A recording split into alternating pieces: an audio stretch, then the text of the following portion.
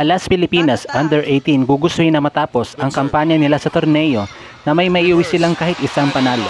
Nang sa gayon ay mayroon silang babaunin sa susunod na mga liga. Team India, aminadong kontrapelo din nila ang Philippines pagdating sa international leagues, kung kaya't ipapakita din nila kung sino sila at kung ano nga ba ang kaya nilang gawin. What's good, volleyball fans? It's nice to be back with you here on Powerhouse Volleyball PH. Kindly do subscribe to my channel and hit the notification bell to be notified whenever I post a new video. Para sa ating classification match in 15th Asian Women's Under-18 Volleyball Championship, June 20, 2024, Thursday, Alas Pilipinas will go up against India, na maaaring mapanood sa Thailand Volleyball Association page on Facebook.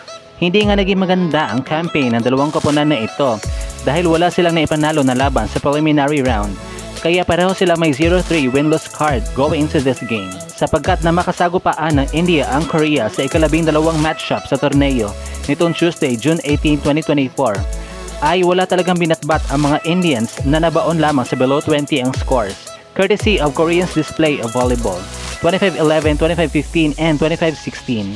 Habang sa panig naman ng Alas Pilipinas Under-18, ay nabigyo din sila makakuha ng kahit isa man lang sana na panalo sa huling laban nila sa preliminaries, sa kadahilanan na hindi nila kinaya ang mabilis ng galawan at matibay na depensa ng mga Japanese. Natinambakan lamang ang ating mga kababayan sa single digit in set 1, bagamat nagawa naman nilang paabutin sa double digits ang kanilang score sa set 2 and set 3, pero tuluyan na nga sumuko ang ating mga atleta na pinakain lamang ng alikabok ng mga Haponesa, 5-25, 16-25, and 14-25.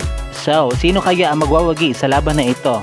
Well, kailangan talaga na maging handa ang Alas Pilipinas sa India dahil aggressive sila pumalo at marunong gumamit ng kamay ng blockers upang makakuha ng puntos. May height advantage din sila kahit papano, kaya dapat utakan din ng ating mga atleta ang kanilang pagpalo at dapat magkaroon kahit papano ng variations upang hindi mabasa kaagad. And lastly, mahalaga din na maging alerto ang ating mga middle blockers dahil madalas mag-execute ng quick attack ang setter ng India. Basta't maganda lang talaga ang kanilang reception, yun ang palagi nilang pinupuntahan bilang pangsindak sa kalaban. Kaya naman ipagdasal po natin ang Alas Pilipinas Under-18 na sana manalo sila sa pinakahuli nilang laban sa torneo upang magkaroon sila ng magandang exit. Mamaya na po yan, roughly around 5:30 PM nagaganapin sa Ratchaburi, Thailand, na maaaring mapanood sa Thailand Volleyball Association official page on Facebook. At dito na nga po nagtatapos sa ating video. Thank you so much for watching. Huwag niyo pa kalimutan mag-subscribe sa aking channel para ma-notify ka kapag may pinabago akong upload.